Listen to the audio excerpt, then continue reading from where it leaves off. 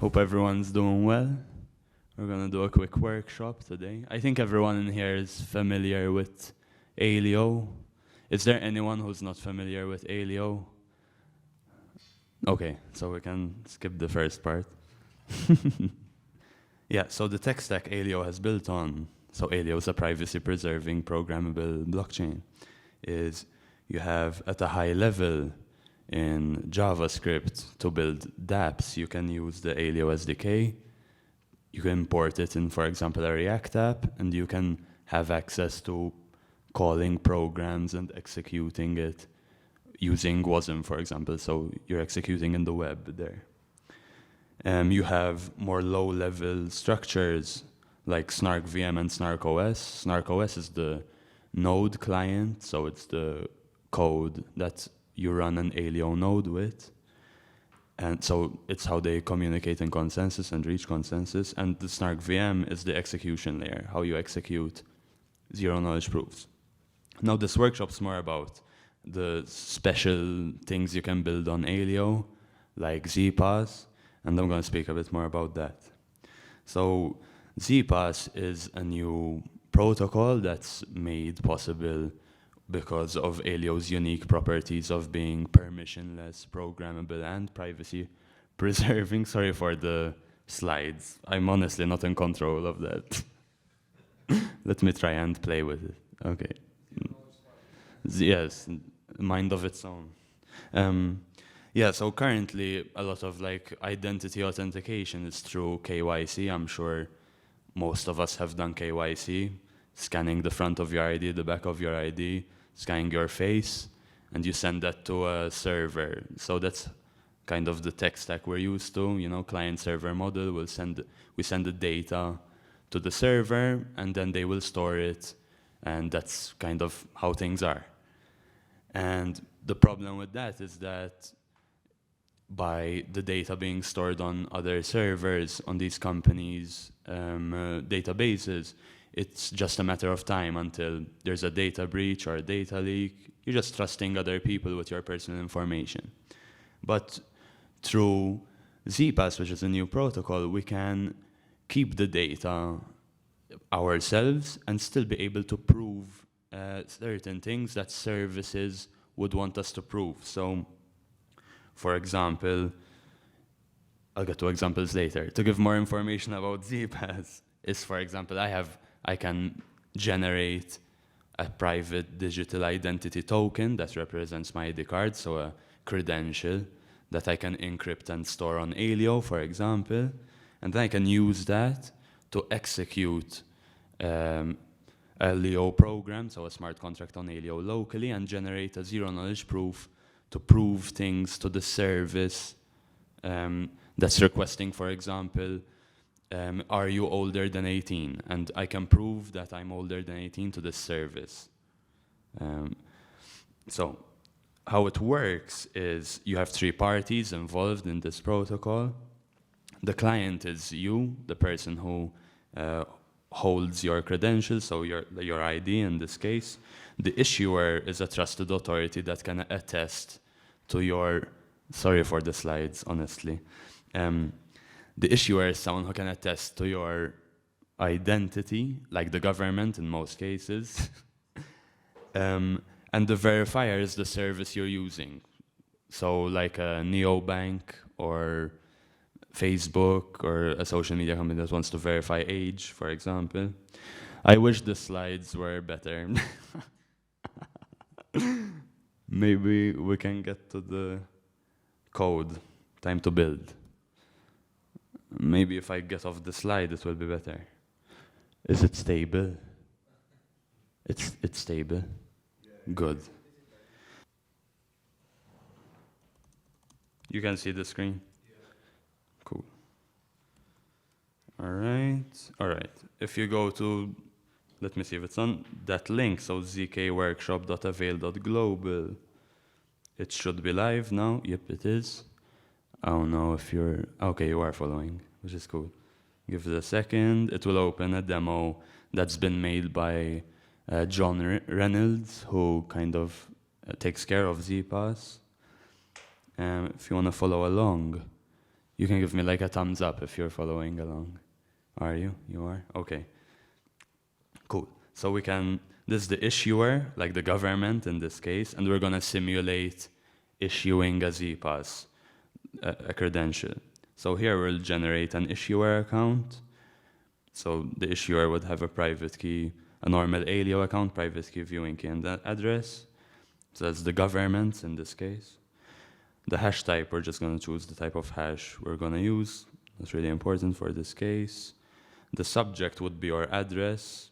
So you can just put any Aleo address, your Aleo address. For this demonstration, you can put any Aleo address. You can select your date of birth. I will choose to share my date of birth with you today. So 10th May 2003. And you can click your nationality. I'm Maltese. And maybe it expires in 2029, 22nd March. And then we can issue the zPass. So there it will hash the credential we just made, and the issuer in this case signs that hash with their private key. And like that, they're attesting that this information is correct. And the verifier can trust that the issuer in this case with the signature. So we can now go on to the Leo playground.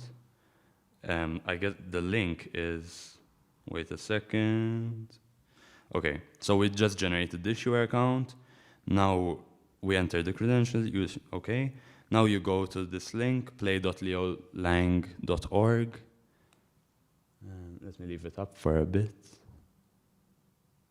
Okay, you can just give me a thumbs up when you're on it. This is the site though. You can see the domain here. How visible is the code? Is it small? Should I zoom in? Okay. Let's see how can I zoom in? You know how to zoom in? Okay. Okay, maybe that's better. Is it more visible? Okay. So you can, if you're on this, you can delete this, what's inside. And if you go on, so you can go to github.com and go to AvailX, which is our GitHub organization. And inside, let me go with you. So you can go here. That's our GitHub. By the way, the wallet that you see here is open source, so you can see the code. And yeah, this I just did this morning. So you can go zPass tools demo if you're with me. You're with me? I think they're with me. You can go to programs. And inside, oh, you have to switch the branch, sorry. So zkWorkshop, sorry about that. So you switch the branch and you have age verifier template. So what we're doing here is we're building a verifier Leo program so we can verify that someone is older than 18.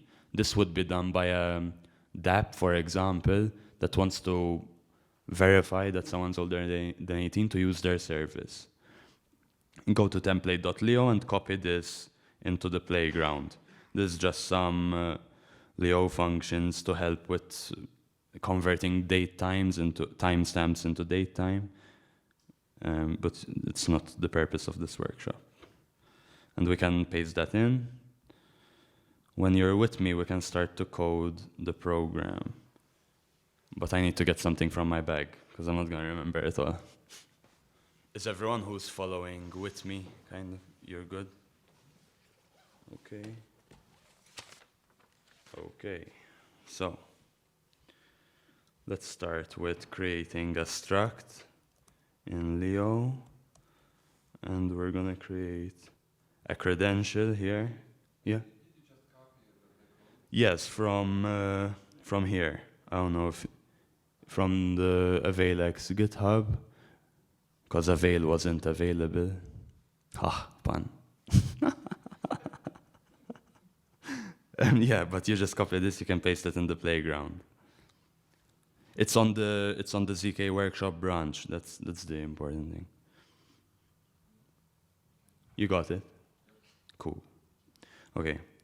So now we're gonna basically create the credential like we had in the demo here. So we have an issuer, and that's an Aleo address. That's an Aleo address. We have the subject, who's also an address. You have the date of birth, which is here U32, so a number, because it's going to be, we're going to have to convert the timestamps to a epoch, Unix timestamp, sorry, which we'll do later. But that's how it accepts it right now. The program as in, or Leo. We want to put the nationality, and that's a field, because you can't have strings in Leo right now.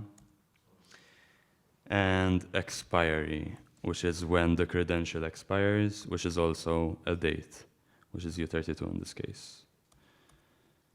Now we're going to do an inline function to get the Poseidon hash of that credential, and we want to pass in the credential as a parameter to that function, and it's going to return a field, because we're going to convert the hash into a field just now. Who's following is with me, or you want me to slow down? You good? Okay. So we chose Poseidon as the hash, so we're gonna code that here. And there we go, we have hash to field. And we're gonna pass in the message, the credential, as the parameter. Okay? Okay. Now we're gonna code a function called getHash. We're basically going to call getPoseidonHash, because it actually had more hashes, but I chose just to go with the Poseidon one. So in reality, this is a bit redundant, but it's okay. And we're gonna return the field that we get from the getPoseidonHash function. And again, we're passing the credential as a parameter. Okay. Now we want a function that verifies that the signature is actually correlated to the public key of the issuer. So we want to in this case, we're verifying, has the government actually issued this credential or signed this credential, sorry. So it's quite an important function that is always going to be present inside the zPass or signed credential verification program. Whatever you see till now will always be present. So whenever you're going to make a verification program for zPass, you'll always have these. Field, because that's the message hash, we'll get that from this function. Okay, then we have the signature, and we have the issuer address. And this returns a Boolean, of course, because we need to see if it's correct or not. Let me put them like this so you can see them. Okay. I'll give some time. I think we're good.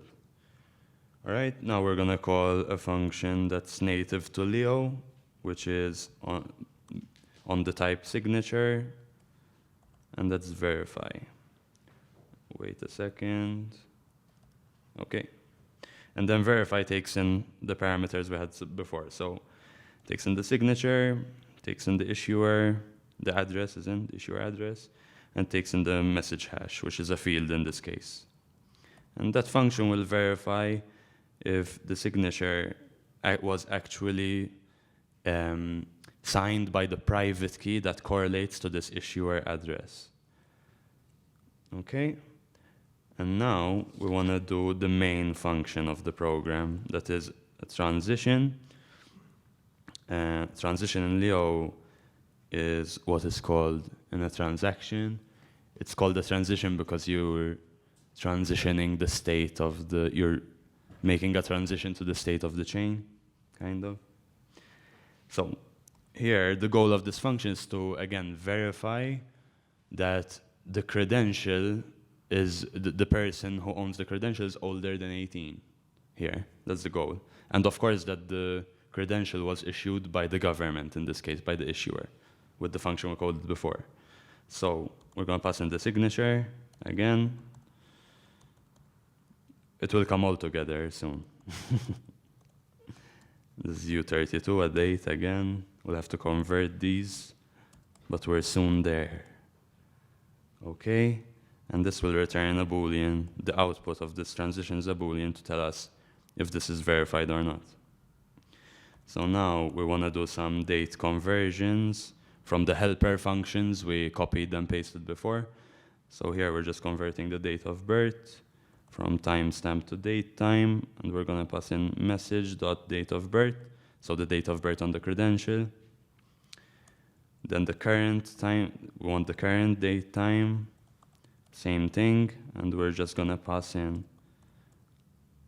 the current date. Wait a second. All right. Then we want to calculate the age. And we calculate the age by subtracting the current year by the year of the date of birth. So quite logical and normal, nothing fancy. Then we want to do the verification. So we're going to get the age, and we're going to check is the age greater than 18 in this case. And we also want to check the signature. So then we're just going to call that function that we coded before and pass in the field of the hash in that case with the getHash function we coded before. So there we pass in the message,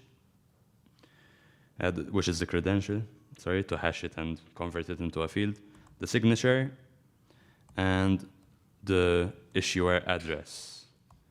And that's good, works, good, and then we just need to, that should be good. Don't think we need that there. We need this there. Good, okay. And that's it. Are you guys with me? Yeah? Okay. Now we just need to get the parameters from what we did before. So we're gonna run the verify function, and we just need the signature, the current date, and the credential. And some more. The credential has a lot more of stuff. So this is gonna take like 5 minutes. It will take some time. Let's get the signature first. You can go back to the demo page. Did this worked for you guys, by the way? It opened, worked? No, yes. Did it open the demo for you before? Yeah? Okay. So you can copy the signature. You can paste the signature first. Then the current date will get it from this site. So I didn't code it into the demo, but we can do it this way. So it's called epochconverter.com. And we can convert. This is the current timestamp we need. So we'll take that. I don't know if you're with me. You're with me. Let's go back to the playground. And we'll paste that timestamp. Now we need to make the credential. Okay. Wait, because I forgot to put a comma. Or you don't need a comma with the parameters. Sorry. The credential. So the credential, you can put 2 inverted commas and put curly braces, and now we can start building it out. So the issuer, and we need to get the issuer address. We can get it from here, and we paste that in. You can put a comma, and now we want the subject, which is your address in this case, the person who owns the credential. We're going to copy that from here too. Okay. And now we need so we're inputting this right now, okay? The issuer, subject, now date of birth. So you need to get the date of birth you entered here, which is mine is 10th May 2003, and kind of convert that on that epoch converter page. So I'm going to do that really quick. Sorry for the inconvenience. Day 10 and month 5th. And I guess I was born at 3:40 p.m. GMT time. Epoch timestamp, I'll take that. I'll put it back in here. And one last thing, because it won't accept it actually, is on these timestamps or the Unix timestamps, you gotta put U32 after it. So on this initial one we did, the current date, you have to put U32. And even on the date of birth and the expiry, that will do now, because it won't parse it. I think you also need to change program JSON, the name of the program. Yes, you do. That's true. Thank you for the heads up. We'll take that and put it here. Yep, that will work. And I think we also need something in the environment variable. I believe you need a private key. Usually they're generated though.